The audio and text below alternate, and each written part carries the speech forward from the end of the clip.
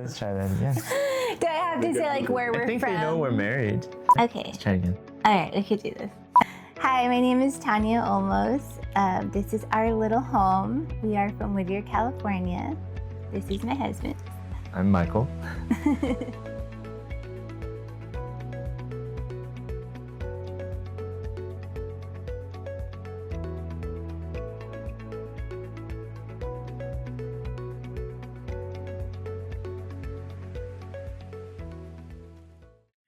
So we actually went to the same high school and we were the same class.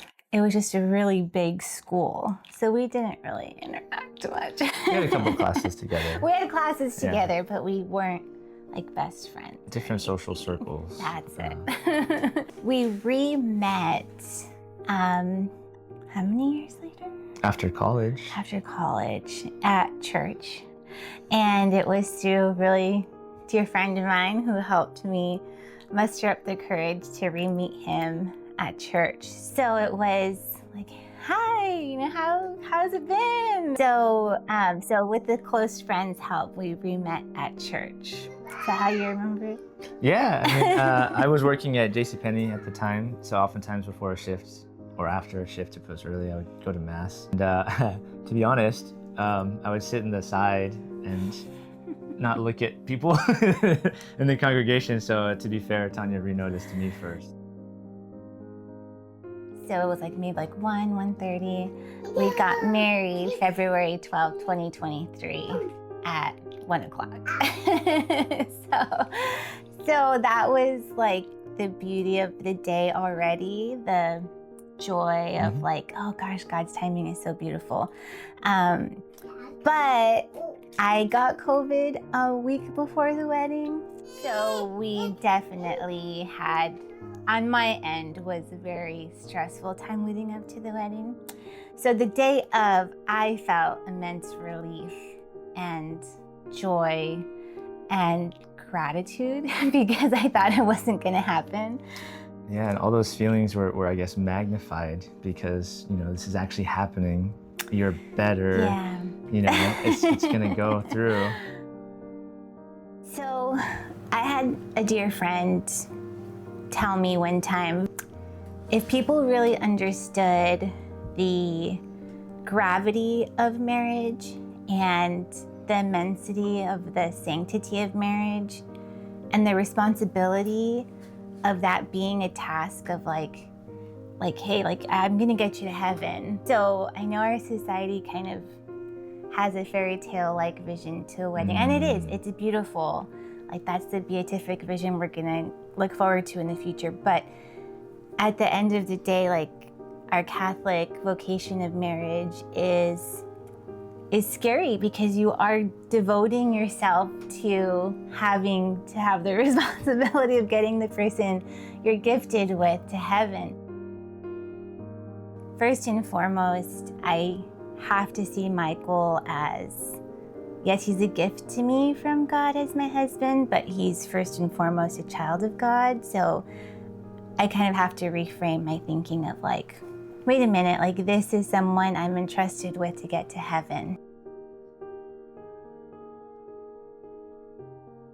We had to learn dying to ourselves on the onset because we just had a unique experience with having hardships in the beginning of our marriage. We're only 3 years married in, but it feels like a lot has happened kind of quickly with hardships and hard work. And then, thanks be to God, we got pregnant a year later with our first son, Colby. And then there's the hardship of the beauty of the gift of life, but the hardship of, like working through a relationship postpartum. Yeah, I mean, early on, those stressors really it's like we're tested in fire, so to speak, right? So another great spiritual exercise, not something that, you look for or ask for, but it's still a blessing because we had our sights set on God, on our faith, and like you had said, elevating each other to sainthood. Yeah. So we got practice early, and I think it's really helped. It's like that interesting combination where you're happy to suffer for the one you love. Speaking of joy. And this is Colby. Say hi. Tickle, tickle. You want to go back to the room? Yeah. So that's our little firstborn there, after St. Maximilian Kolbe. And this, our most recent hardship that we call our biggest tragedy early in marriage is our loss of our little baby girl at 21 weeks. It just happened this past February. So not only do you go through these big life changes of becoming parents, and they do say your first baby's your marriage. Yeah, we invite people to discern their vocation by just trusting in the Lord. He'll open the door for you. There's fear, but as long as you know that that's the vocation God has planned for you, the doors will open. He will provide. It's the trust of the situation and of where you find yourself in life. For us, marriage has been the greatest blessing. It's been a gift, it really is. And as much as we've had like the hardships of our early marriage experience, it kind of highlights the joys a lot better and bigger.